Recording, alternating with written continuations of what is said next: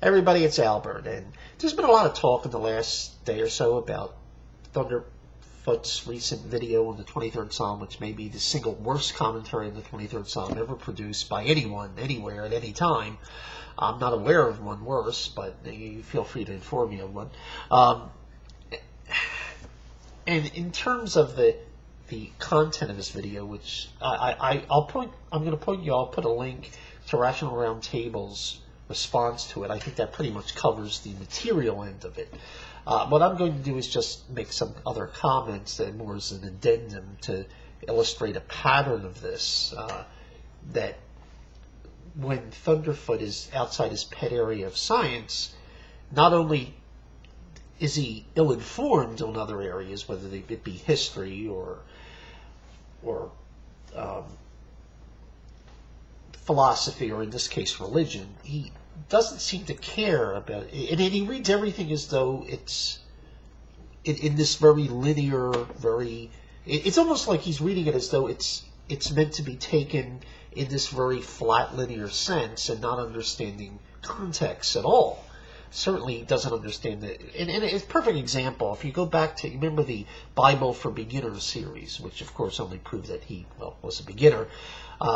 But in one of the videos, I believe it was the third one, he was speaking on the passage in Revelation where it's referring to Jezebel and her children, and judging Jezebel and her children, and he's sort of, you shouldn't judge this. You're going after her children for what she's done, and not realizing, of course, Jezebel here is being used as a metaphor, that there was a figure, Jezebel, in the Old Testament, who was, by that point, dead for 7+ centuries. So obviously that's not who they were really referring to. But Jezebel is symbolized to Jews and to the early Christians, what they symbolized idolatry and immorality. In the same way, it would be sort of like if I were to write a letter to someone, I can't believe you trust that Benedict Arnold. That doesn't mean I think they have this relationship with an 18th century general. It means that this Benedict Arnold in our minds has at least in the American side of things, epitomizes treason, and so someone who you consider treasonous is often can be referred to as a Benedict Arnold, or in this case, someone, usually a woman, who's identified with immorality and idolatry in the Old Testament could be referred to as Jezebel, or from that period in the Old Testament. So it's not that hard to figure out. And of course, the children is referring to those who are doing what she does, Jezebel and her children. This was completely lost on him, and it's not that hard to figure out. I mean, all you would have to do, if he took the time to just look at pretty much any commentary, it would say it, and not just by commentaries by Christians, but commentaries by secular scholars. It's not really that hard to figure out, but he just read it as though he were reading, again, the newspaper. It just didn't, context, genre, styles, see, in this case, he couldn't even understand it was a metaphor because he didn't realize who Jezebel was. So he didn't understand this was a metaphor because he has no contact with the material. So he wouldn't, if something's being used as a metaphor, unless it's obvious, like in this case, obviously with the shepherd is more obvious. But if it's making a biblical reference as a metaphor, he would just have no clue, and that pretty much illustrates he knows nothing about the Bible, because pretty much even the least informed Christians were able to pick this up, because the Jezebel stories, a lot of people learned in Sunday school, so it was obviously, to someone who has any clue about the Bible, it's a metaphor, but not to Thunderfoot. And here you see the same thing, and there's just some amusing moments. I just point out, like he sort of said, "I can't believe," it's sort of you see this in this being used by presidents. You see it being sung in hymns, and he shows the pregnant woman. But what he doesn't realize is that one sort of just stuck out of my mind when the thing with the pregnant woman.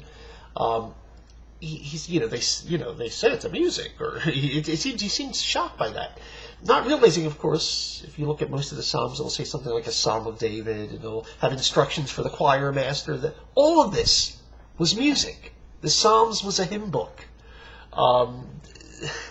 This is poetry. I just really have to wonder when you see someone reading these things the way he does, and not having any clue of the context of the genre. This is poetry. And even in this case where he knows it's a metaphor, he doesn't understand how metaphors work. Metaphors work in the context of the particular attribute that they're being pointed to, in this case being tended to. It doesn't mean that they will have every attribute that ever happens to sheep and shepherds. That's how metaphors work. When you say a particular athlete runs like a gazelle, that doesn't mean that you think they're being hunted down by predators, which is in many cases when the gazelles display their incredible ability, agility, and speed. But this sort of flatline thinking just is so obvious that, and it amazes me that more the people who watch his videos don't understand this. Of course, in many cases, I think they're hearing what they want to hear, and not really thinking at all. They're, that's you tell them, Thunderf00t, that's that. It's just stunning to me that anyone could look at that video and take it seriously. Now, and particularly, even though he backs off the whole sheep slaughter thing and then moves on to the nanny, but if you read that psalm, there's nothing nanny about it. In fact, it sounds, it's talking about, the walking through the valley of the shadow of death. It talks about death. It talks about an afterlife. It's not referring to necessarily pleasant things happening. So this isn't what a nanny wouldn't be with you as they walk through the valley of the shadow of death. A nanny would be saying, no, we're not going down that valley.